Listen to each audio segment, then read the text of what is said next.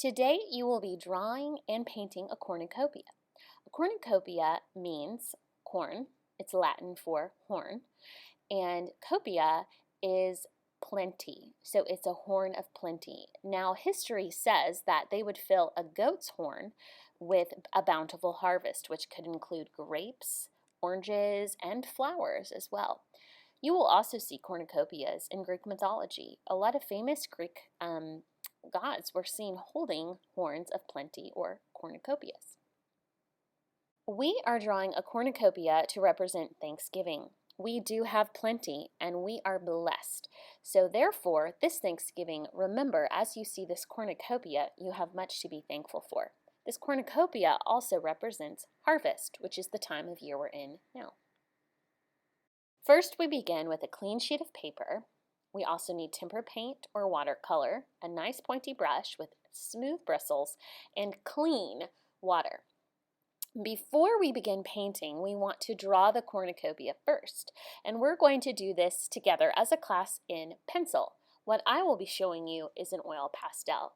Eventually, you will take that and use oil pastel as well. Toward the bottom of your paper, on the left side, draw this shape. This will be an apple. You can make the apple straight or tilted to the side. Add a stem.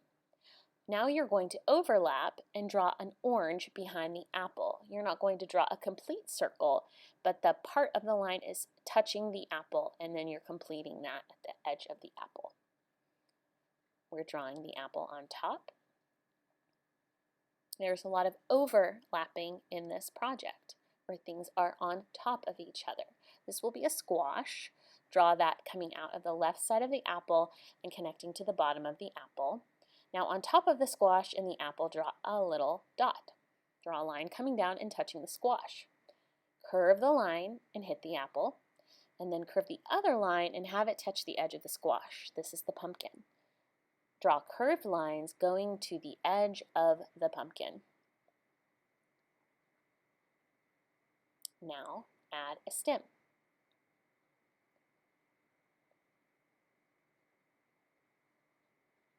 Now to the right side of the apple, pumpkin, and orange, you are going to draw a cluster of grapes, which is a group of grapes. Those are circles. Now you're going to do some overlapping, which you're drawing a full circle, but you're also drawing half circles behind the circles to create the look of fullness of grapes. You will want to draw those grapes in a cluster or a clump, so more than one line. And you can have those grapes going down and touching the orange, or you can leave them all up towards the top. Once you draw the grapes, you're drawing the first part of the cornucopia, or the horn. The horn of plenty. So take a line at the top, go to the right, bring it down, and touch the edge of that orange. And fill the gap, if you would like, with extra grapes.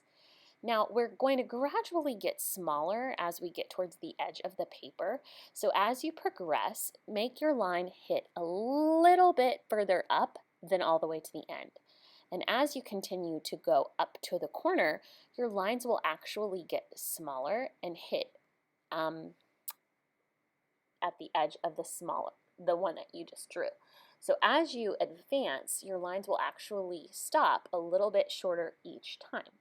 It's like growing the line towards the right, smaller and smaller and smaller. We'll practice with pencil first, so don't worry so much about making a mistake. Once you have your horn and the plentiful food, draw a line making a horizon. If you want to add an extra piece of fruit in your cornucopia, you can. You can also draw a flower. And I'm going to add a leaf in that space to the right to fill that area. Draw a line curving.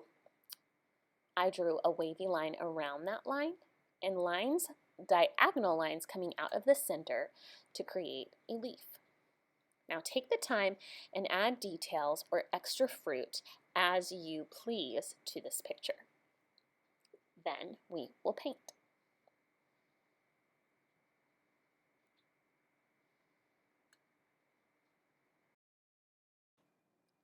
When you paint, make sure that you stay on the point of the paintbrush, which is like a tiptoe ballerina dance, or glide it like you're ice skating across the paper. No rough booty scooting, and always keep the paint moist with a little bit of water so that brush will glide and not scoot across the paper.